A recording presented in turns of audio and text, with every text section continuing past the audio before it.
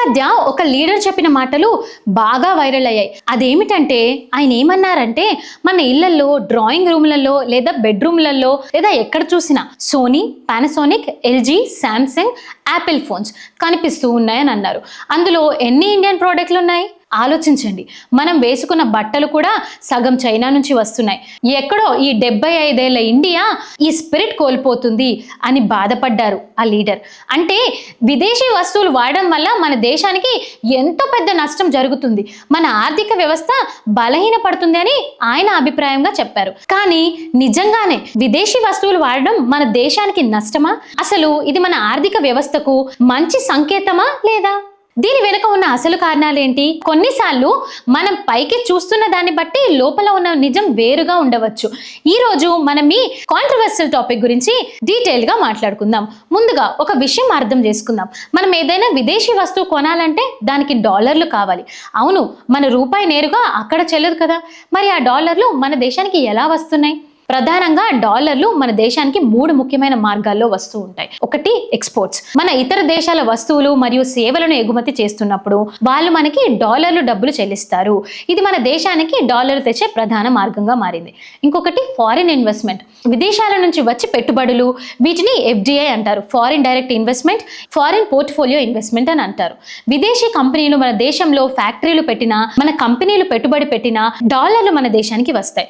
ఇంకొకటి remittance and foreign loans. మన భారతీయులు చాలా మంది విదేశాల్లో పనిచేస్తున్నారు కదా, వాళ్ళు తమ సంపదను మన దేశానికి పంపించినప్పుడు దీనిని రిమైన్మెంట్స్ అంటారు. డాలర్లు మన దేశానికి వస్తాయి. అలాగే కొన్నిసార్లు అవసరమైతే మనం విదేశాల నుంచి లోన్స్ కూడా తీసుకుంటూ ఉంటాం. వీటి ద్వారా కూడా డాలర్లు వస్తాయి. ఈ డాలర్లు ఎక్కువ వస్తేనే కదా మన విదేశీ వస్తువులను కొనగలం, లేకపోతే కొనలేము. ఒక్కసారి పాత రోజులు గుర్తు చేసుకుందాం. 1990వ శతాబ్దంలో మన దేశానికి ఈ వివిధ మార్గాల ద్వారా స్వాతంత్రానికి కేవలం 25 బిలియన్ డాలర్లు మాత్రమే వచ్చేవి. ఆ టైంలో మన దేశ ప్రజలు విదేశీ వస్తువులను ఎంత తక్కువ వాడేవాళ్ళో మనకు తెలుసు.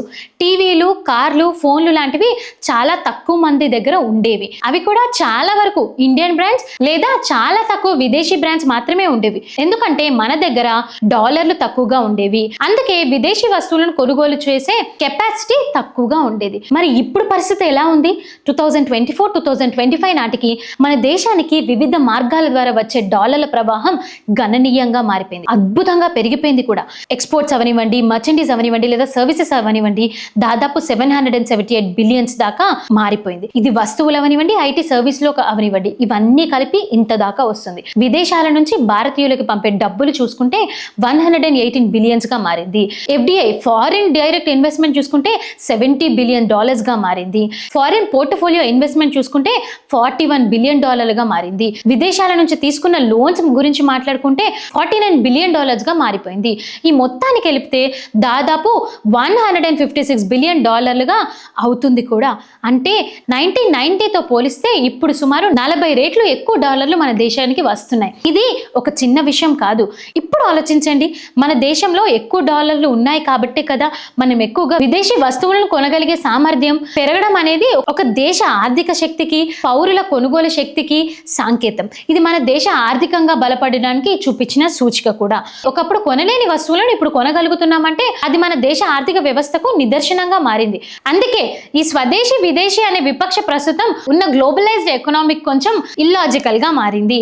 అమెరికా ప్రపంచంలోనే అత్యంత సంపన్న దేశం కదా, మరి అక్కడ చూస్తే అన్ని వస్తువులు కూడా ఇతర దేశాల నుంచి దిగుమతి చేస్తున్నవే కనిపిస్తూ ఉంటాయి.